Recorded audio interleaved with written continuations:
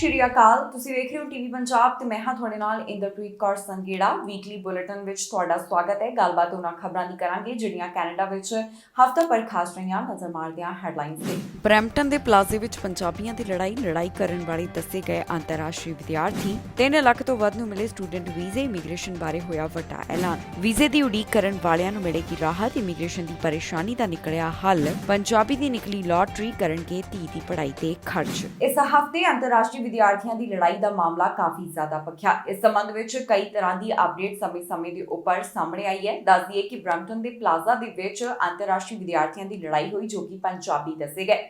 Video social media ਉੱਪਰ ਵੀ ਕਾਫੀ ਜ਼ਿਆਦਾ viral ਹੋ ਗਈ, ਜਿਸ ਤੋਂ ਬਾਅਦ ਇਹ ਵੀ ਇੱਕ ਅਫਵਾਹ ਸੋਸ਼ਲ ਮੀਡੀਆ ਉੱਪਰ ਚੱਲ ਰਹੀ ਸੀ ਕਿ ਇਹਨਾਂ ਨੂੰ ਡਿਪੋਰਟ ਕੀਤਾ ਜਾਵੇਗਾ, ਪਰ ਅਜੇ ਤੱਕ ਇਸ ਤਰ੍ਹਾਂ ਦੀ ਕੋਈ ਵੀ ਜਾਣਕਾਰੀ ਅਧਿਕਾਰੀਆਂ ਦੇ ਪਾਸੋਂ ਨਹੀਂ ਆਈ।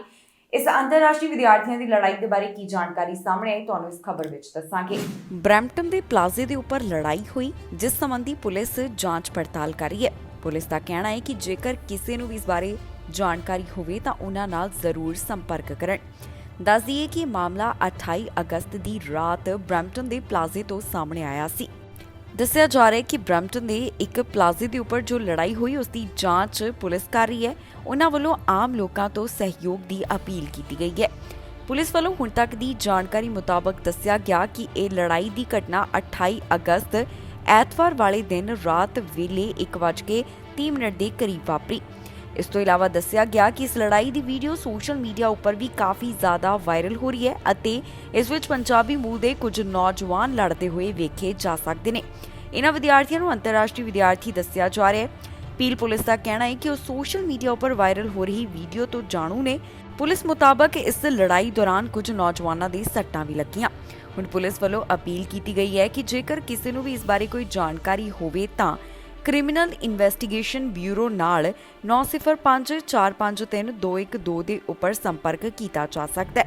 ਇਸ ਤੋਂ ਇਲਾਵਾ ਪੀਲ ਕ੍ਰਾਈਮ ਸਟਾਪਰਸ ਦੇ ਨਾਲ 1800222847 ਦੇ ਉੱਪਰ ਵੀ ਸੰਪਰਕ ਕਰਦਿਆਂ ਜਾਣਕਾਰੀ ਸਾਂਝੀ ਕੀਤੀ ਜਾ ਸਕਦੀ ਹੈ।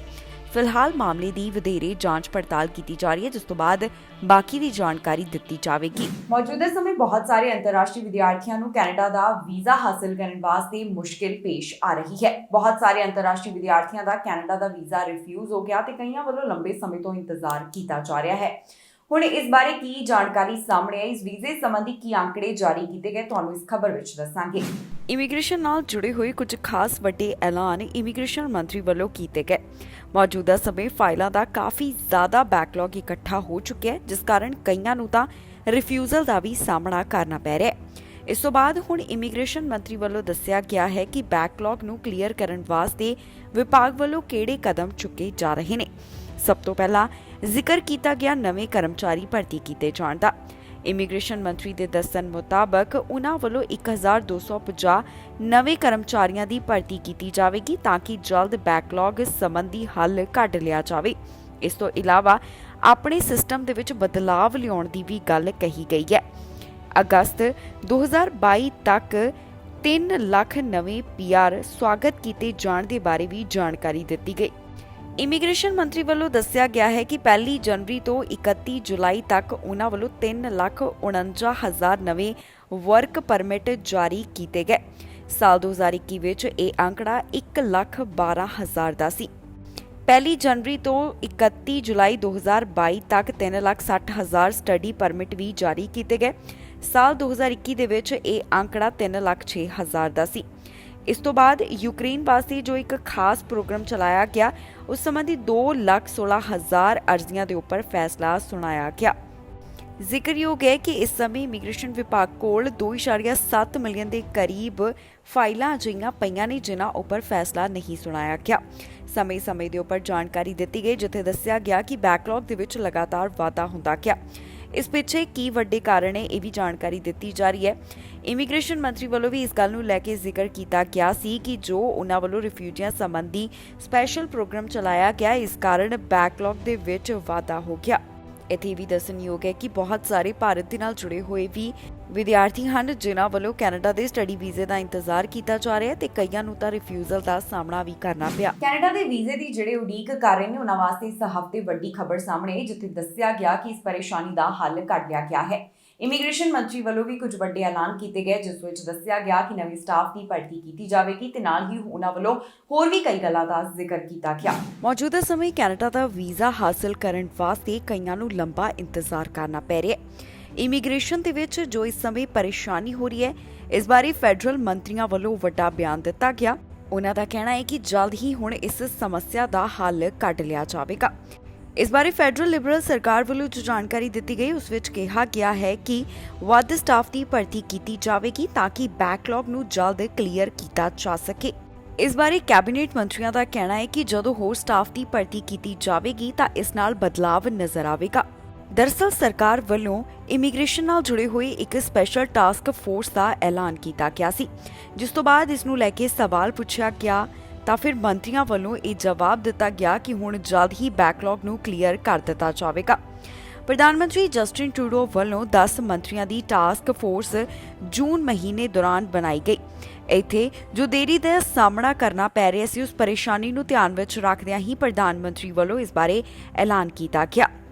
ਦੱਸਣਯੋਗ ਹੈ ਕਿ ਇਸ ਸਮੇਂ ਕੈਨੇਡਾ ਦਾ ਵੀਜ਼ਾ ਹਾਸਲ ਕਰਨ ਵਾਸਤੇ ਐਪਲੀਕੈਂਟਸ ਵੱਲੋਂ ਲੰਬਾ ਇੰਤਜ਼ਾਰ ਕੀਤਾ ਜਾ ਰਿਹਾ ਹੈ। ਕਈਆਂ ਨੂੰ ਤਾਂ ਰਿਫਿਊਜ਼ਲ ਦਾ ਸਾਹਮਣਾ ਵੀ ਕਰਨਾ ਪੈ ਰਿਹਾ ਹੈ। ਭਾਰਤ ਦੇ ਨਾਲ ਜੁੜੇ ਹੋਏ ਵੀ ਕਈ ਵਿਦਿਆਰਥੀ ਹਨ ਜਿਨ੍ਹਾਂ ਨੂੰ ਰਿਫਿਊਜ਼ਲ ਦਿੱਤੀ ਗਈ। ਇਸ ਤੋਂ ਇਲਾਵਾ ਕਈ ਅਜਿਹੇ ਵਿਦਿਆਰਥੀ ਵੀ ਨੇ ਜਿਨ੍ਹਾਂ ਵੱਲੋਂ ਸਟੂਡੈਂਟ ਵੀਜ਼ਾ ਦਾ ਲੰਬੇ ਸਮੇਂ ਤੋਂ ਇੰਤਜ਼ਾਰ ਕੀਤਾ ਜਾ ਰਿਹਾ ਹੈ। ਸਰਕਾਰ ਦਾ ਇਸ ਸਭ ਬਾਰੇ ਕਹਿਣਾ ਹੈ ਕਿ ਉਹਨਾਂ ਵੱਲੋਂ ਜਲਦ ਹੀ ਸਭ ਦੇ ਉੱਪਰ ਫੈਸਲਾ ਸੁਣਾ ਦਿੱਤਾ ਜਾਵੇਗਾ। ਸਰੀ ਤੋਂ ਖਬਰ ਸਾਹਮਣੇ ਆਈ ਜਿੱਥੇ ਪੰਜਾਬੀ ਦੀ ਲਾਟਰੀ ਨਿਕਲੀ। 2 ਮਿਲੀਅਨ ਦੀ ਲਾਟਰੀ ਨਿਕਲਣ ਤੋਂ ਬਾਅਦ ਇਹ ਪੰਜਾਬੀ ਕਾਫੀ ਖੁਸ਼ ਨਜ਼ਰ ਆਇਆ, ਜਿਸ ਦਾ ਨਾਮ ਮਨਦੀਪ ਦੱਸਿਆ ਗਿਆ। ਹੁਣ ਇਸ ਪੰਜਾਬੀ ਦਾ ਕਹਿਣਾ ਹੈ ਕਿ ਇਸ ਵੱਲੋਂ ਬੇਟੀ ਦੀ ਮਦਦ ਜਾਣੀ ਕਿ ਪੜ੍ਹਾਈ ਦੇ ਵਿੱਚ ਇਸ ਰਕਮ ਦੇ ਨਾਲ ਮਦਦ ਕੀਤੀ ਜਾਵੇਗੀ। ਪੰਜਾਬੀ ਮੂਲ ਦੇ ਵਿਅਕਤੀ ਦੀ ਸਰੀ ਵਿੱਚ ਲਾਟਰੀ ਨਿਕਲੀ, ਜਿਸ ਨਾਲ ਉਹ ਧੀ ਨੂੰ ਇੱਕ ਚੰਗੀ ਪੜ੍ਹਾਈ ਕਰਵਾਉਣਗੇ। ਜੀ ਹਾਂ, ਖਬਰ ਸਰੀ ਤੋਂ ਸਾਹਮਣੇ ਆਈ ਜਿੱਥੇ ਪੰਜਾਬੀ ਮੂਲ ਦੇ ਵਿਅਕਤੀ ਦੀ $2 ਮਿਲੀਅਨ ਦੀ ਲਾਟਰੀ ਨਿਕਲੀ ਹੈ। ਹੁਣ ਇਸ ਪੰਜਾਬੀ ਮੂਲ ਦੇ ਵਿਅਕਤੀ ਦਾ ਕਹਿਣਾ ਹੈ ਕਿ ਉਹ ਇਸ ਰਾਸ਼ੀ ਨਾਲ ਆਪਣੀ ਧੀ ਦੀ ਪੜ੍ਹਾਈ ਕਰਵਾਉਣਗੇ। ਜਿਸ ਵਿਅਕਤੀ ਦੀ ਲਾਟਰੀ ਨਿਕਲੀ, ਉਹਨਾਂ ਦਾ ਨਾਮ ਮਨਦੀਪ ਮਾਨ ਦੱਸਿਆ ਗਿਆ ਹੈ। ਮਨਦੀਪ ਮੁਤਾਬਕ ਜੈਕਪਾਟ ਜਿੱਤਣ ਤੋਂ ਬਾਅਦ ਉਹਨਾਂ ਨੂੰ ਜ਼ੀਰੋਆਂ ਦੀ ਗਿਣਤੀ ਤੇ ਵਿਸ਼ਵਾਸ ਨਹੀਂ ਹੋ ਰਿਹਾ ਸੀ। ਮਨਦੀਪ ਕਹਿੰਦੇ ਨੇ ਕਿ ਮੈਂ ਆਪਣੇ ਟਰੱਕ ਵਿੱਚ ਸੀ ਤੇ ਜਦੋਂ ਮੈਨੂੰ ਪਤਾ ਲੱਗਾ ਕਿ ਮੈਂ ਜਿੱਤ ਗਿਆ ਹਾਂ ਤਾਂ ਮੈਂ ਕੰਬਣ ਲੱਗ ਗਿਆ। ਮਨਦੀਪ ਨੇ ਦੱਸਿਆ ਕਿ ਉਹ ਆਪਣੀ ਪਤਨੀ ਅਤੇ ਬੱਚਿਆਂ ਨੂੰ ਆਪਣੀ ਜਿੱਤ ਬਾਰੇ ਦੱਸਣ ਵਾਸਤੇ ਬਹੁਤ ਉਤਸ਼ਾਹਿਤ ਸੀ। ਲਾਟਰੀ ਜਿੱਤਣ ਵਾਲੇ ਮਨਦੀਪ ਦਾ ਕਹਿਣਾ ਹੈ ਕਿ ਮੈਂ ਆਪਣੀ ਪਤਨੀ ਨੂੰ ਦੱਸਿਆ ਤਾਂ ਉਹ ਰੋਣ ਲੱਗ ਪਈ। ਉਸਨੇ ਸਾਡੇ ਬੱਚਿਆਂ ਨੂੰ ਜਗਾਇਆ ਅਤੇ ਉਹ ਵੀ ਰੋਣ ਲੱਗ ਪਏ। ਮਨਦੀਪ ਕਹਿੰਦੇ ਨੇ ਕਿ ਉਹ ਕਾਠੀ ਲਾਟਰੀ ਖੇਡਦੇ ਨੇ ਤੇ ਇਹ ਟਿਕਟ ਉਹਨਾਂ ਨੇ ਲੈਂਗਲੀ ਦੇ 88 ਐਵਨਿਊ ਤੋਂ ਖਰੀਦੀ ਸੀ। ਹੁਣ ਪੈਸੇ ਜਿੱਤਣ ਤੋਂ ਬਾਅਦ ਉਹ ਇਸ ਰਕਮ ਨਾਲ ਆਪਣੀ ਧੀ ਦੀ ਪੜ੍ਹਾਈ ਵਿੱਚ ਮਦਦ ਕਰਨਗੇ। ਉਹ ਅੱਗੇ ਕੀ ਕਰਨਾ ਚਾਹੁੰਦੀ ਹੈ, ਇਸ ਸੰਬੰਧੀ ਯੋਜਨਾ ਬਣਾਈ ਜਾਵੇਗੀ। ਮਨਦੀਪ ਕਹਿੰਦੇ ਨੇ ਕਿ ਮੈਂ ਲਾਟਰੀ ਜਿੱਤਣ ਤੋਂ ਬਾਅਦ ਕਾਫੀ ਖੁਸ਼ ਮਹਿਸੂਸ ਕਰ ਰਿਹਾ ਹਾਂ। ਇਸ ਨਾਲ ਮੇਰੇ ਬੱਚਿਆਂ ਵਾਸਤੇ ਕਈ ਚੀਜ਼ਾਂ ਆਸਾਨ ਹੋ ਗਈਆਂ ਹਨ। ਜ਼ਿਕਰਯੋਗ ਹੈ, ਅੰਕੜਿਆਂ ਮੁਤਾਬਕ ਹੁਣ ਤੱਕ ਬ੍ਰਿਟਿਸ਼ ਕੋਲੰਬੀਆ ਨੇ ਲਾਟਰੀ ਵਿੱਚ $18 ਮਿਲੀਅਨ ਤੋਂ ਵੱਧ ਦੇ ਇਨਾਮ ਜਿੱਤੇ ਨੇ। ਪਿਛਲੇ ਸਾਲ ਐਪਸਫੋਰਡ ਦੇ ਰਹਿਣ ਵਾਲੀ ਜਸਪ੍ਰੀਤ ਸੰਧੂ ਨੇ ਲਾਟਰੀ ਵਿੱਚ $1 ਮਿਲੀਅਨ ਜਿੱਤੇ ਸਨ। ਇਸ ਹਫ਼ਤੇ ਬ੍ਰਿਟਿਸ਼ ਕੋਲੰਬੀਆ ਦੇ ਵਿੱਚ ਇੱਕ ਵੱਡਾ ਹਾਦਸਾ ਵਾਪਰਿਆ ਜਿੱਥੇ ਟਰੱਕ ਹਾਦਸੇ ਦਾ ਸ਼ਿਕਾਰ ਹੋਇਆ। ਟਰੱਕ ਦੇ ਵਿੱਚ ਇੱਕ ਪੰਜਾਬੀ ਨੌਜਵਾਨ ਦੀ ਮੌਤ ਹੋ ਗਈ, ਜਿਸ ਬਾਰੇ ਪੁਲਿਸ ਵੱਲੋਂ ਅਪਡੇਟ ਸਾਂਝੀ ਕੀਤੀ ਗਈ। ਖਬਰ ਬ੍ਰਿਟਿਸ਼ ਕੋਲੰਬੀਆ ਸੂਬੇ ਤੋਂ ਸਾਹਮਣੇ ਆਈ ਹੈ, ਜਿੱਥੇ 2 ਟਰੱਕਾਂ ਦੀ ਟੱਕਰ ਹੋ ਗਈ। ਇਸ ਟੱਕਰ ਦੇ ਵਿੱਚ ਪੰਜਾਬੀ ਮੂਲ ਦੇ ਨੌਜਵਾਨ ਦੀ ਮੌਤ ਹੋ ਗਈ, ਜਿਸ ਬਾਰੇ RCMP ਵੱਲੋਂ ਜਾਣਕਾਰੀ ਸਾਂਝੀ ਕੀਤੀ ਗਈ। ਜਾਣਕਾਰੀ ਮੁਤਾਬਕ ਇਹ ਹਾਦਸਾ ਬ੍ਰਿਟਿਸ਼ ਕੋਲੰਬੀਆ ਦੇ ਸ਼ਹਿਰ ਗੋਲਡਨ ਨਜ਼ਦੀਕ ਵਾਪਰਿਆ, ਜਿੱਥੇ 2 ਟਰੱਕਾਂ ਦੀ ਆਪਸ ਵਿੱਚ ਟੱਕਰ ਹੋ ਗਈ। ਹਾਦਸੇ ਵਿੱਚ ਪੰਜਾਬੀ ਨੌਜਵਾਨ ਦੀ ਮੌਤ ਹੋਣ ਦੇ ਬਾਰੇ ਜਾਣਕਾਰੀ ਦਿੱਤੀ ਗਈ ਹੈ, ਜਿਸ ਦੀ ਪਹਿਚਾਣ 31 ਸਾਲਾ ਜਗਸੀਰ ਗਿੱਲ ਦੇ ਤੌਰ ਦੇ ਉੱਪਰ ਦੱਸੀ ਗਈ ਹੈ। RCMP ਵੱਲੋਂ ਦੱਸਿਆ ਗਿਆ ਕਿ ਉਹ ਮੌਕੇ ਦੇ ਉੱਪਰ ਪਹੁੰਚੇ ਨੇ ਤੇ ਪ੍ਰੈਸ ਰਿਲੀਜ਼ ਦੇ ਵਿੱਚ ਉਹਨਾਂ ਨੇ ਹਾਦਸੇ ਦੇ ਬਾਰੇ ਹੋਰ ਵੀ ਡਿਟੇਲ ਦਿੱਤੀ। ਫਿਲਹਾਲ ਇਸ ਪ੍ਰੈਸ ਰਿਲੀਜ਼ ਵਿੱਚ ਮ੍ਰਿਤਕਾਂ ਦੀ ਕੁੱਲ ਗਿਣਤੀ ਸਾਂਝੀ ਨਹੀਂ ਕੀਤੀ ਗਈ, ਪਰ ਇਹ ਜ਼ਰੂਰ ਦੱਸਿਆ ਗਿਆ ਹੈ ਕਿ ਉਹਨਾਂ ਨੂੰ ਸ਼ੱਕ ਹੈ ਕਿ ਇਸ ਹਾਦਸੇ ਵਿੱਚ 3 ਲੋਕਾਂ ਦੀ ਜਾਨ ਚਲੀ ਗਈ, ਪਰ RCMP ਨੂੰ ਹੁਣ ਤੱਕ ਸਿਰਫ 2 ਦੇ ਬਾਰੇ ਹੀ ਪਤਾ ਲੱਗਿਆ ਹੈ। ਹੁਣ ਕਿਹਾ ਜਾ ਰਿਹਾ ਹੈ ਕਿ ਹਾਦਸੇ ਵਾਲੀ ਥਾਂ ਦੇ ਉੱਪਰ ਫੋਰੈਂਸਿਕ ਟੀਮ ਵੱਲੋਂ ਜਾਂਚ ਕੀਤੀ ਜਾਵੇਗੀ। ਹਾਦਸੇ ਦੇ ਕਾਰਨ ਗੋਲਡਨ ਅਤੇ ਫੀਲਡ ਵਿਚਕਾਰ ਹਾਈਵੇ 1 ਨੂੰ ਬੰਦ ਕੀਤਾ ਗਿਆ ਸੀ ਤੇ ਨਾਲ ਹੀ ਆਉਣ ਜਾਣ ਵਾਲਿਆਂ ਨੂੰ ਸਲਾਹ ਦਿੱਤੀ ਗਈ ਕਿ ਇਸ ਰਸਤੇ ਤੋਂ ਆਉਣ ਤੋਂ ਪਰਹੇਜ਼ ਕੀਤਾ ਜਾਵੇ। ਫਿਲਹਾਲ ਪੁਲਿਸ ਦਾ ਕਹਿਣਾ ਹੈ ਕਿ ਉਹ ਮਾਮਲੇ ਦੀ ਜਾਂਚ ਕਰ ਰਹੇ ਨੇ। ਜੇਕਰ ਕਿਸੇ ਨੂੰ ਵੀ ਇਸ ਹਾਦਸੇ ਦੇ ਬਾਰੇ ਕੋਈ ਜਾਣਕਾਰੀ ਹੋਵੇ ਤਾਂ ਉਹਨਾਂ ਨਾਲ 2503442221 ਦੇ ਉੱਪਰ ਕਾਲ ਕਰਕੇ ਜਾਣਕਾਰੀ ਸਾਂਝੀ ਕੀਤੀ ਜਾ ਸਕਦੀ ਹੈ। ਫਿਲਹਾਲ ਇਸ ਸਾਰੇ ਮਾਮਲੇ ਦੀ ਛਾਣਬੀਣ ਕੀਤੀ ਜਾ ਰਹੀ ਹੈ, ਜਿਸ ਤੋਂ ਬਾਅਦ ਬਾਕੀ ਦੀ ਜਾਣਕਾਰੀ ਪੁਲਿਸ ਵੱਲੋਂ ਸਾਂਝੀ ਕੀਤੀ ਜਾਵੇਗੀ। ਇਸ ਹਫ਼ਤੇ ਐਕਸਪ੍ਰੈਸ ਐਂਟਰੀ ਡਰਾ ਐਲਾਨ ਕੀਤਾ ਗਿਆ, ਜਿਸ ਵਿੱਚ ਕਈਆਂ ਨੂੰ PR ਦਾ ਸੱਦਾ ਜਾਰੀ ਕੀਤਾ ਗਿਆ। ਦੱਸ ਦਈਏ ਕਿ ਪਹਿਲੇ ਜਿਹੜੇ ਡਰਾ ਕੱਢੇ ਗਏ ਉਹਨਾਂ ਦੇ ਮੁਕਾਬਲੇ ਇਸ ਵਾਰ ਜ਼ਿਆਦਾ ਉਮੀਦਵਾਰਾਂ ਨੂੰ ਇਨਵੀਟੇਸ਼ਨ ਮਿਲੇ। 2000 ਤੋਂ ਵੱਧ ਸੱਦੇ ਜਾਰੀ ਕੀਤੇ ਜਾਣ ਦੇ ਬਾਰੇ ਜਾਣਕਾਰੀ ਸਾਹਮਣੇ ਆਈ। ਇਮੀਗ੍ਰੇਸ਼ਨ ਨਾਲ ਜੁੜੀ ਹੋਈ ਖਬਰ ਸਾਹਮਣੇ ਆਈ ਹੈ, ਜਿੱਥੇ ਐਕਸਪ੍ਰੈਸ ਐਂਟਰੀ ਦੇ ਤਾਜ਼ਾ ਡਰਾ ਵਿੱਚ ਪਹਿਲਾਂ ਦੇ ਮੁਕਾਬਲੇ ਜ਼ਿਆਦਾ ਲੋਕਾਂ ਨੂੰ ਸੱਦੇ ਜਾਰੀ ਕੀਤੇ ਗਏ ਹਨ। ਜੀ ਹਾਂ, 6 ਜੁਲਾਈ ਤੋਂ ਬਾਅਦ 5ਵਾਂ ਐਕਸਪ੍ਰੈਸ ਐਂਟਰੀ ਦਾ ਡਰਾ ਕੱਢਿਆ ਗਿਆ, ਜਿਸ ਵਿੱਚ 2000 ਤੋਂ ਵੱਧ ਨੂੰ ਸੱਦੇ ਜਾਰੀ ਹੋਏ ਹਨ। ਦੱਸ ਦਈਏ ਕਿ immigration, refugees and citizenship Canada ਵੱਲੋਂ ਸਾਂਝੀ ਕੀਤੀ ਗਈ ਜਾਣਕਾਰੀ ਮੁਤਾਬਕ 5ਵੇਂ ਡਰਾ ਵਿੱਚ 2750 ਇਨਵੀਟੇਸ਼ਨਸ ਟੂ ਅਪਲਾਈ ਜਾਰੀ ਕੀਤੇ ਗਏ। ਇਸ ਡਰਾ ਵਿੱਚ ਸੱਦੇ ਹਾਸਲ ਕਰਨ ਵਾਸਤੇ ਉਮੀਦਵਾਰਾਂ ਕੋਲ 516 ਕੰਪਰੀਹੈਂਸਿਵ ਰੈਂਕਿੰਗ ਸਿਸਟਮ ਸਕੋਰ ਹੋਣੇ ਜ਼ਰੂਰੀ ਸਨ। ਇਸ ਤਾਜ਼ਾ ਡਰਾ ਵਿੱਚ ਕੈਨੇਡੀਅਨ ਐਕਸਪੀਰੀਅੰਸ ਕਲਾਸ ਅਤੇ ਫੈਡਰਲ ਸਕਿਲਡ ਵਰਕਰ ਪ੍ਰੋਗਰਾਮ ਵਾਸਤੇ ਜਿਹੜੇ ਉਮੀਦਵਾਰ ਐਲੀਜੀਬਲ ਸਨ ਉਹਨਾਂ ਨੂੰ ਸੱਦੇ ਜਾਰੀ ਕੀਤੇ ਗਏ। ਜ਼ਿਕਰਯੋਗ ਹੈ ਕਿ IRCC ਵੱਲੋਂ ਇਹਨਾਂ तमाम ਐਕਸਪ੍ਰੈਸ ਐਂਟਰੀ ਦੇ ਵੱਡੇ ਡਰਾ ਦੇ ਉੱਪਰ 18 ਮਹੀਨਿਆਂ ਵਾਸਤੇ ਰੋਕ ਲਗਾਈ ਗਈ, ਪਰ ਬਾਅਦ ਦੇ ਵਿੱਚ ਦੁਬਾਰਾ ਇਹ ਡਰਾ ਐਲਾਨ ਕਰਨੇ ਸ਼ੁਰੂ ਕਰ ਦਿੱਤੇ ਗਏ ਨੇ। ਇਸ ਬਾਰੇ ਇਮੀਗ੍ਰੇਸ਼ਨ ਮੰਤਰੀ ਵੱਲੋਂ ਜਾਣਕਾਰੀ ਦਿੱਤੀ ਗਈ ਸੀ ਕਿ ਉਹਨਾਂ ਵੱਲੋਂ ਸਾਰੇ ਵੱਡੇ ਡਰਾ ਮੁੜ 6 ਜੁਲਾਈ ਤੋਂ ਐਲਾਨ ਕੀਤੇ ਜਾਣਗੇ ਤੇ ਅਜਿਹਾ ਹੀ ਹੋਇਆ। ਇਸੇ ਕੜੀ ਤਹਿਤ 5ਵਾਂ ਡਰਾ ਕੱਢਿਆ ਗਿਆ, ਜਿਸ ਵਿੱਚ 2000 ਤੋਂ ਵੱਧ ਸੱਦੇ ਜਾਰੀ ਕੀਤੇ ਗਏ ਹਨ। ਦੱਸ ਦਈਏ ਕਿ ਇਮੀਗ੍ਰੇਸ਼ਨ ਵਿਭਾਗ ਇਸ ਵੇਲੇ ਵੱਡੇ ਬੈਕਲੌਗ ਦਾ ਸਾਹਮਣਾ ਕਰ ਰਿਹਾ ਹੈ। ਵਿਭਾਗ ਵੱਲੋਂ ਹਾਲ ਹੀ ਵਿੱਚ ਤਾਜ਼ਾ ਅੰਕੜੇ ਪੇਸ਼ ਕੀਤੇ ਗਏ, ਜਿਸ ਵਿੱਚ ਦੱਸਿਆ ਗਿਆ ਕਿ 2 ਮਿਲੀਅਨ ਤੋਂ ਵੱਧ ਅਜੇ ਵੀ ਫਾਈਲਾਂ ਦਾ ਬੈਕਲੌਗ ਉਹਨਾਂ ਦੇ ਕੋਲ ਜਮ੍ਹਾਂ ਹੈ। ਹੁਣ ਵੱਧ ਸਟਾਫ ਦੀ ਭਰਤੀ ਕੀਤੀ ਜਾਵੇਗੀ ਤਾਂ ਕਿ ਜਲਦ ਇਸ ਬੈਕਲੌਗ ਦੇ ਉੱਪਰ ਫੈਸਲਾ ਸੁਣਾਇਆ ਜਾ ਸਕੇ। ਉਧਰ ਦੂਜੇ ਪਾਸੇ ਕੁਝ ਲੋਕ ਆਪਣੀ ਪਰੇਸ਼ਾਨੀ ਦੱਸਦੇ ਹੋਏ ਦਿਖਾਈ ਦੇ ਰਹੇ ਨੇ, ਜਿਨ੍ਹਾਂ ਵੱਲੋਂ ਕਾਫੀ ਲੰਬੇ ਸਮੇਂ ਤੋਂ ਕੈਨੇਡਾ ਵਾਸਤੇ ਫਾਈਲਾਂ ਲਗਾਈਆਂ ਗਈਆਂ, ਪਰ ਉਹਨਾਂ ਦੀਆਂ ਫਾਈਲਾਂ ਦੇ ਉੱਪਰ ਫੈਸਲਾ ਨਹੀਂ ਆ ਸਕਿਆ। ਵਿਭਾਗ ਵੱਲੋਂ ਜੋ TR to PR ਪ੍ਰੋਗਰਾਮ ਲਿਆਂਦਾ ਗਿਆ ਸੀ, ਉਸ ਦੀਆਂ ਫਾਈਲਾਂ ਦੇ ਉੱਪਰ ਵੀ ਅਜੇ ਤੱਕ ਫੈਸਲਾ ਨਹੀਂ ਸੁਣਾਇਆ ਜਾ ਸਕਿਆ, ਜਿਸ ਕਾਰਨ ਫਾਈਲਾਂ ਲਗਾਉਣ ਵਾਲੇ ਕਾਫੀ ਪਰੇਸ਼ਾਨ ਦਿਖਾਈ ਦੇ ਰਹੇ ਨੇ। ਇਸ ਤੋਂ ਇਲਾਵਾ ਅੰਤਰਰਾਸ਼ਟਰੀ ਵਿਦਿਆਰਥੀਆਂ ਨੂੰ ਵੀ ਇਸ ਸਮੇਂ ਕਾਫੀ ਪਰੇਸ਼ਾਨੀ ਦਾ ਸਾਹਮਣਾ ਕਰਨਾ ਪੈ ਰਿਹਾ ਹੈ। ਬਹੁਤ ਸਾਰੇ ਅੰਤਰਰਾਸ਼ਟਰੀ ਵਿਦਿਆਰਥੀ ਇਸ ਵੇਲੇ ਕੈਨੇਡਾ ਦੇ ਵੀਜ਼ੇ ਦਾ ਇੰਤਜ਼ਾਰ ਕਰ ਰਹੇ ਨੇ ਤੇ ਕਈਆਂ ਨੂੰ ਤਾਂ ਰਿਫਿਊਜ਼ਲ ਦਾ ਵੀ ਸਾਹਮਣਾ ਕਰਨਾ ਪਿਆ। ਵਿਭਾਗ ਲਗਾਤਾਰ ਇਸ ਸਭ ਦੇ ਬਾਰੇ ਜਾਣਕਾਰੀ ਸਾਂਝੀ ਕਰ ਰਿਹਾ ਹੈ ਤੇ ਉਹਨਾਂ ਵੱਲੋਂ ਇਹ ਵੀ ਦੱਸਿਆ ਜਾ ਰਿਹਾ ਹੈ ਕਿ ਇਮੀਗ੍ਰੇਸ਼ਨ ਵਿੱਚ ਸੁਧਾਰ ਵਾਸਤੇ ਕਿਹੜੇ ਤੇ ਕਿਸ ਤਰ੍ਹਾਂ ਦੇ ਕਦਮ ਚੁੱਕੇ ਜਾ ਰਹੇ ਹਨ।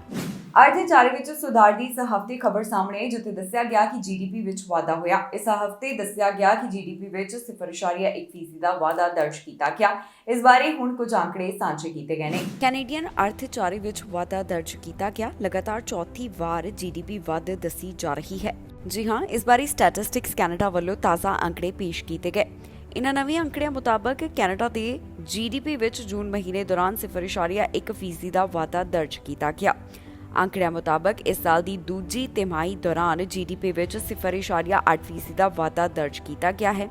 ਕੈਨੇਡੀਅਨ ਆਰਥਿਕਤਾ ਦੂਸਰੇ ਕੁਆਰਟਰ ਦੌਰਾਨ 3.3% ਦੀ ਸਾਲਾਨਾ ਦਰ ਨਾਲ ਵਧੀ ਹੈ ਤੇ GDP ਵਿੱਚ ਇਹ ਲਗਾਤਾਰ ਚੌਥੀ ਵਾਰ ਵਾਧਾ ਦੱਸਿਆ ਜਾ ਰਿਹਾ ਹੈ। 20 ਵਿੱਚੋਂ 14 ਉਦਯੋਗਿਕ ਖੇਤਰਾਂ ਵਿੱਚ ਜੂਨ ਮਹੀਨੇ ਦੌਰਾਨ ਮਾਮੂਲੀ ਵਿਸਤਾਰ ਹੋਇਆ। ਕੋਵਿਡ ਦੇ ਕਾਰਨ ਜਿਹੜੀਆਂ ਪਾਬੰਦੀਆਂ ਲਗਾਈਆਂ ਗਈਆਂ, ਉਹਨਾਂ ਵਿੱਚ ਢਿੱਲ ਮਿਲਣ ਤੋਂ ਬਾਅਦ ਟਰੈਵਲ ਅਤੇ ਰੈਸਟੋਰੈਂਟ ਖੇਤਰ ਵਿੱਚ ਵੀ ਹੁਣ ਮੁਨਾਫਾ ਦੇਖਣ ਨੂੰ ਮਿਲ ਰਿਹਾ ਹੈ। ਦੱਸ ਦਈਏ ਕਿ ਜੁਲਾਈ ਮਹੀਨੇ ਦੌਰਾਨ ਬੈਂਕ ਆਫ ਕੈਨੇਡਾ ਨੇ ਆਪਣੀਆਂ ਵਿਆਜ ਦਰਾਂ ਵਿੱਚ 1% ਦਾ ਵਾਧਾ ਕਰਕੇ ਵਿਆਜ ਦਰਾਂ ਵਧਾ ਕੇ 2.5% ਕਰ ਦਿੱਤੀਆਂ ਸਨ। ਇੱਥੇ ਦੱਸ ਦਈਏ ਕਿ ਘਰੇਲੂ ਖਰਚੇ ਵੱਧ ਹੋਏ ਨੇ ਤੇ ਹਾਊਸਿੰਗ ਦੇ ਵਿੱਚ ਇਨਵੈਸਟਮੈਂਟ ਘੱਟ ਹੋਈ ਹੈ। ਇਸ ਰਿਪੋਰਟ ਦੇ ਵਿੱਚ ਦੱਸਿਆ ਗਿਆ ਕਿ ਕਾਰੋਬਾਰਾਂ ਨੇ ਵਸਤੂਆਂ, ਇੰਜੀਨੀਅਰਿੰਗ ਢਾਂਚੇ, ਮਸ਼ੀਨਰੀ ਅਤੇ ਹੋਰ ਕਈ ਚੀਜ਼ਾਂ ਦੇ ਉੱਪਰ ਇਨਵੈਸਟਮੈਂਟ ਨੂੰ ਵਧਾ ਦਿੱਤਾ ਹੈ। ਇਸ ਦੌਰਾਨ ਘਰੇਲੂ ਖਰਚਿਆਂ ਦਾ ਵਾਧਾ ਦੇਖਣ ਨੂੰ ਮਿਲਿਆ। ਵਧੇਰੇ ਲੋਕਾਂ ਦੇ ਮੁੜ ਤੋਂ ਦਫ਼ਤਰ ਵਿੱਚ ਜਾਣ ਨਾਲ ਕੱਪੜਿਆਂ ਤੇ ਜੁੱਤੀਆਂ ਤੇ ਵਧੇਰੇ ਖਰਚ ਦੇਖਣ ਨੂੰ ਮਿਲ ਰਿਹਾ ਹੈ। ਸਾਲ ਦੀ ਦੂਜੀ ਤਿਮਾਹੀ ਦੌਰਾਨ ਹਾਊਸਿੰਗ ਸੈਕਟਰ ਵਿੱਚ ਇਨਵੈਸਟਮੈਂਟ ਘੱਟ ਹੋਣ ਦੇ ਬਾਰੇ ਵੀ ਅੰਕੜਿਆਂ ਤੋਂ ਜਾਣਕਾਰੀ ਸਾਂਝੀ ਕੀਤੀ ਗਈ ਹੈ। ਦੱਸ ਦਈਏ ਕਿ ਇਹ ਸਾਰੇ ਅੰਕੜੇ ਸਟੈਟਿਸਟਿਕਸ ਕੈਨੇਡਾ ਵੱਲੋਂ ਪੇਸ਼ ਕੀਤੇ ਗਏ। ਇਸ ਹਫ਼ਤੇ ਪੰਜਾਬੀ ਦੀ $16 ਮਿਲੀਅਨ ਦੀ ਲਾਟਰੀ ਨਿਕਲਣ ਦਾ ਮਾਮਲਾ ਸਾਹਮਣੇ ਆਇਆ, ਜਿਸ ਦਾ ਨਾਮ ਪ੍ਰਿਤਪਾਲ ਸਿੰਘ ਦੱਸਿਆ ਗਿਆ। ਪ੍ਰਿਤਪਾਲ ਸਿੰਘ ਦਾ ਕਹਿਣਾ ਹੈ ਕਿ ਜਦੋਂ ਉਸਨੇ ਦੇਖਿਆ ਕਿ ਉਸਦੀ ਲਾਟਰੀ ਨਿਕਲੀ ਹੈ ਤਾਂ ਉਸਨੂੰ ਵਿਸ਼ਵਾਸ ਨਹੀਂ ਹੋਇਆ। ਉਸਨੇ ਕਈ ਵਾਰ ਆਪਣੀ ਟਿਕਟ ਨੂੰ ਸਕੈਨ ਕੀਤਾ। ਕੈਨੇਡਾ ਵਿੱਚ ਇੱਕ ਪੰਜਾਬੀ ਦੀ $16 ਮਿਲੀਅਨ ਦੀ ਲਾਟਰੀ ਨਿਕਲੀ ਹੈ। ਇਸ ਲੋਟਰੀ ਦਾ ਡਰਾ 30 ਜੁਲਾਈ ਨੂੰ ਨਿਕਲਿਆ, ਜਿਸ ਵਿੱਚ ਪ੍ਰਿਤਪਾਲ ਚਾਹਲ ਨਾਮ ਦੇ ਸ਼ਖਸ ਦੀ ਕਿਸਮਤ 'ਚ ਆ ਗਈ। ਜਿਸ ਵੇਲੇ ਚਾਹਲ ਨੂੰ ਪਤਾ ਚੱਲਿਆ ਕਿ ਉਸਨੇ ਲੋਟਰੀ ਜਿੱਤ ਲਈ ਹੈ, ਉਸ ਨੂੰ ਪਹਿਲੀ ਵਾਰ ਤਾਂ ਵਿਸ਼ਵਾਸ ਨਹੀਂ ਹੋਇਆ ਤੇ ਉਹ ਟਿਕਟ ਨੂੰ ਬਾਰ-ਬਾਰ ਦੇਖਦੇ ਰਹੇ। ਚਾਹਲ ਦਾ ਕਹਿਣਾ ਹੈ ਕਿ ਜਦੋਂ ਉਹਨਾਂ ਨੂੰ ਇਸ ਜਿੱਤ ਬਾਰੇ ਪਤਾ ਚੱਲਿਆ ਤੇ ਉਹ ਕਾਫੀ ਜ਼ਿਆਦਾ ਕਨਫਿਊਜ਼ ਹੋ ਗਏ। ਉਹਨਾਂ ਵੱਲੋਂ ਆਪਣੀ ਟਿਕਟ ਨੂੰ 8 ਵਾਰ ਸਕੈਨ ਕੀਤਾ ਗਿਆ ਤਾਂ ਕਿ ਉਹਨਾਂ ਨੂੰ ਇਹ ਪੂਰੀ ਤਰ੍ਹਾਂ ਪੁਸ਼ਟੀ ਹੋ ਜਾਵੇ ਕਿ ਜਿੱਤ ਉਹਨਾਂ ਦੀ ਹੀ ਹੋਈ ਹੈ। ਦੱਸ ਦਈਏ ਕਿ ਚਾਹਲ ਵੱਲੋਂ ਆਪਣੀ ਵਿਨਿੰਗ ਟਿਕਟ ਸ਼ਾਪਰਸ ਡਰੱਗ ਮਾਰਕੀਟ ਤੋਂ ਲਈ ਸੀ। ਉਹਨਾਂ ਵੱਲੋਂ ਸਾਰੇ 6 ਵਿਨਿੰਗ ਨੰਬਰ ਦੇ ਨਾਲ ਜੁਲਾਈ 30 ਦਾ ਡਰਾ ਜਿੱਤਿਆ ਗਿਆ।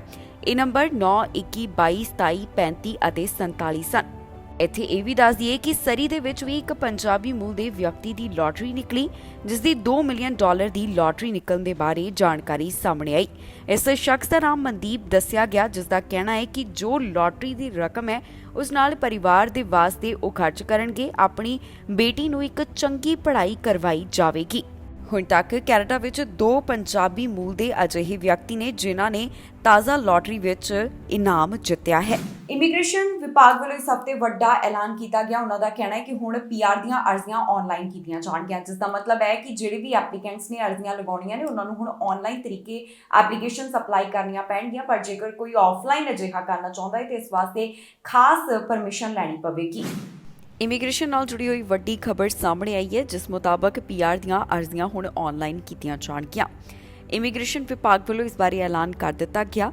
ਦੱਸਿਆ ਜਾ ਰਿਹਾ ਹੈ ਕਿ ਇਹ ਸ਼ੁਰੂਆਤ 23 ਸਤੰਬਰ ਤੋਂ ਹੋਣ ਜਾ ਰਹੀ ਹੈ। ਦੱਸ ਦਈਏ ਕਿ ਇਹ ਕਦਮ ਇਮੀਗ੍ਰੇਸ਼ਨ ਸੰਬੰਧੀ ਸੁਧਾਰ ਲਿਆਉਣ ਦੇ ਲਈ ਚੁੱਕਿਆ ਗਿਆ। ਇਸੇ ਦੇ ਚੱਲਦਿਆਂ immigration refugee and citizenship Canada ਵੱਲੋਂ ਪੀਆਰ ਵਾਸਤੇ ਹੁਣ ਜਿਹੜੇ ਪੇਪਰ ਨੇ ਉਹਨਾਂ ਨੂੰ ਆਨਲਾਈਨ ਤਰੀਕੇ ਨਾਲ ਲਿਆ ਜਾਵੇਗਾ। ਵਿਭਾਗ ਵੱਲੋਂ 23 ਸਤੰਬਰ ਤੋਂ ਇਸ ਦੀ ਸ਼ੁਰੂਆਤ ਕੀਤੀ ਜਾ ਰਹੀ ਹੈ ਤੇ ਆਉਂਦੇ ਮਹੀਨਿਆਂ ਦੌਰਾਨ ਵੱਖ-ਵੱਖ ਪ੍ਰੋਗਰਾਮਾਂ ਵਾਸਤੇ ਆਨਲਾਈਨ ਪੋਰਟਲ ਤਿਆਰ ਕੀਤੇ ਜਾ ਰਹੇ ਨੇ। ਦੱਸ ਦਈਏ ਕਿ 31 ਮਾਰਚ 2021 ਤੋਂ ਕੁਝ ਬਿਨੇਕਾਰ ਪੀਆਰ ਪੋਰਟਲ ਰਾਹੀਂ ਕੁਝ ਪ੍ਰੋਗਰਾਮਾਂ ਵਾਸਤੇ ਆਨਲਾਈਨ ਅਰਜ਼ੀ ਦੇਣ ਦੇ ਯੋਗ ਹੋ ਗਏ ਹਨ। ਵਿਭਾਗ ਦਾ ਦਾਅਵਾ ਹੈ ਕਿ ਇਸ ਨਾਲ ਬਿਨੇਕਾਰਾਂ ਨੂੰ ਆਸਾਨੀ ਹੋ ਜਾਵੇਗੀ ਕਿਉਂਕਿ ਸਾਰਾ ਕੰਮ ਹੀ ਆਨਲਾਈਨ ਹੋਵੇਗਾ। ਇਸ ਬਾਰੇ ਇਮੀਗ੍ਰੇਸ਼ਨ ਵਿਭਾਗ ਵੱਲੋਂ ਖਾਸ ਜਾਣਕਾਰੀ ਸਾਂਝੀ ਕੀਤੀ ਗਈ, ਜਿੱਥੇ ਉਹਨਾਂ ਦੱਸਿਆ ਕਿ ਹੁਣ ਕੁਝ ਹੋਰ ਪ੍ਰੋਗਰਾਮ ਵੀ ਅਜਿਹੇ ਹੀ ਆਨਲਾਈਨ ਕੀਤੇ ਜਾਣਗੇ। 23 ਸਤੰਬਰ ਤੋਂ ਵਿਭਾਗ ਪੀਆਰ ਅਰਜ਼ੀਆਂ ਵਾਸਤੇ 100% ਆਨਲਾਈਨ ਕਰਨ ਦੀ ਯੋਜਨਾ ਬਣਾ ਰਿਹਾ ਹੈ, ਜਿਸ ਦਾ ਮਤਲਬ ਹੈ ਕਿ ਹੁਣ ਐਪਲੀਕੇਸ਼ਨ ਅਪਲਾਈ ਕਰਨ ਵਾਲੇ ਸਿਰਫ ਆਨਲਾਈਨ ਤਰੀਕੇ ਨਾਲ ਹੀ ਆਪਣੀਆਂ ਐਪਲੀਕੇਸ਼ਨਸ ਦੇ ਸਕਣਗੇ।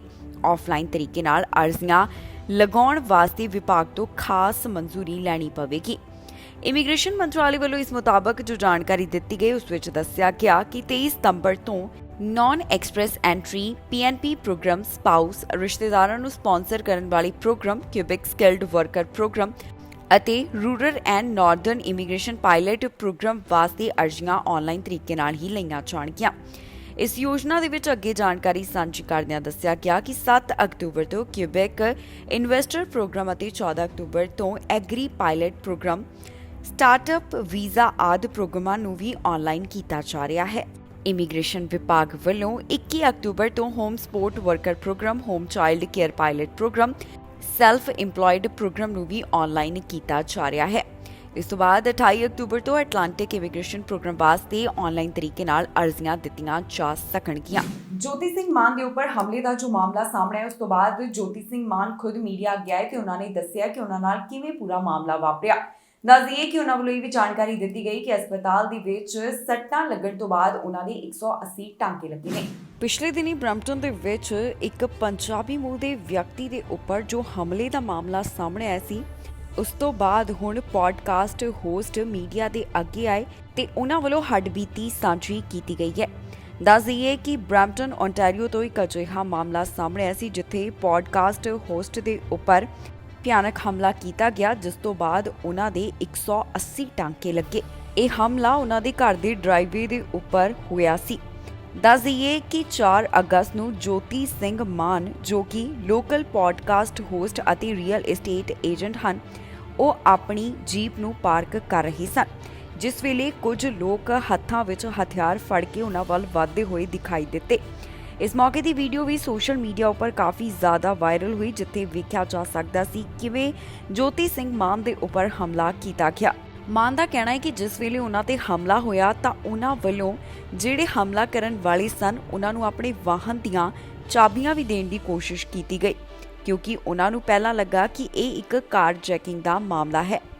ਇਸ ਤੋਂ ਬਾਅਦ 3 ਸਸਪੈਕਟਸ ਨੇ ਮਾਨ ਨੂੰ ਵਾਹਨ ਤੋਂ ਬਾਹਰ ਕੱਢਿਆ ਤੇ ਉਹਨਾਂ ਦੀ ਮਾਰ-ਕੁੱਟ ਕਰਨੀ ਸ਼ੁਰੂ ਕਰ ਦਿੱਤੀ।